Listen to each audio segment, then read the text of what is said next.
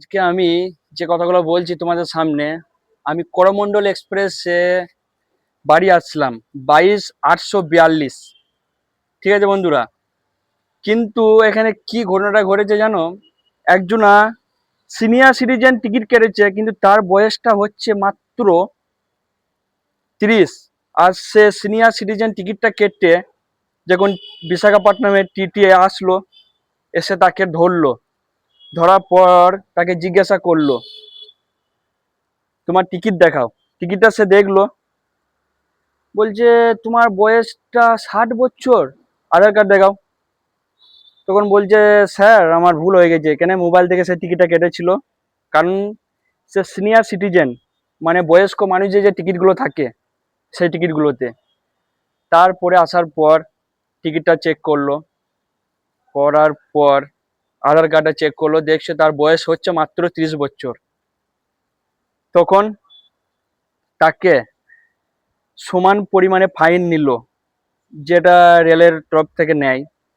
নেওয়ার পর তাকে বললো যে এই ভুলটা যেন কোনোদিন যেন না করো, যার বয়সটা যা দরকার সেটাই। তাহলে তুমি না হলে টিকিটটা পেতে না। তুমি সিনিয়র সিটিজেন বয়স্ক মানুষের টিকিটটা বুক করেছো মোবাইল থেকে বলে তোমার কনফার্ম হয়েছে। সেটা আসার পর তাকে ফাইন অতিরিক্ত পরিমাণে যেটা বটে সেটা নিল। নেওয়ার পর তাকে সিটটা দিল। ঠিক আছে, তারপরে বলল যে এরকম ভুল যেন না কোনোদিন ভবিষ্যতে করো, আর যদি করে থাকো তাহলে আবার তোমাকে জরিমানা লাগবে, ফাইন লাগবে। বুঝতে পারলেন বন্ধুরা?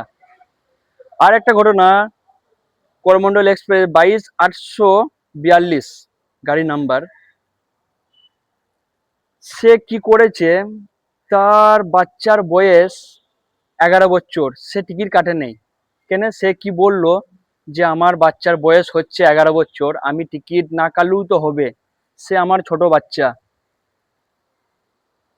সে একটাই বলল, তুমি রেলওয়ের ইনফরমেশন গুলো পুরো দেখো, তারপরে বলো যে তোমার বয়সটা কত পরিমাণে হলে, 5 বছরের ঊর্ধ্বে হলে তোমাকে হাফ হাফ ভাড়া লাগবে, তার ওপরে গেলে তোমাকে যে টিকিটের রেট সেই টিকিটের রেটটা দিতে হবে। তার উপর তো ফাইন মারলো সেম, তাকে তো ফাইন মারলো, প্লাস সে বলল ফাইন না যদি দাও তুমি সমান পরিমাণে ভাড়া, তোমাকে আমি জেনারেলের টিকিট বানিয়ে ওখানে পার করে দিচ্ছি। কেন? তোমাদের কাছে রাখা যাবে না বাচ্চাকে। বুঝতে পারলেন বন্ধুরা? আজকের হচ্ছে এই ঘটনা। কেমন লাগলো? পুরো রিয়েল। কিন্তু আমি ভিডিওটা বানাতাম, কিন্তু ওখানে টিটিরা অনেকজন জমা হয়ে গেল, টিটিগুলো, সেই জন্য আমি ভিডিওটা বানাতে পারলাম না। দুটো টিটি প্লাস একটা লেডিস টিটি এসে, কেন ভিডিওটা বানালে তারা যদি কিছু মনে করে, সেই জন্য আমি কথাটা আপনাদের সামনে শেয়ার করলাম। ঠিক আছে, ভালো থাকবেন, সুস্থ থাকবেন। ওকে, বাই।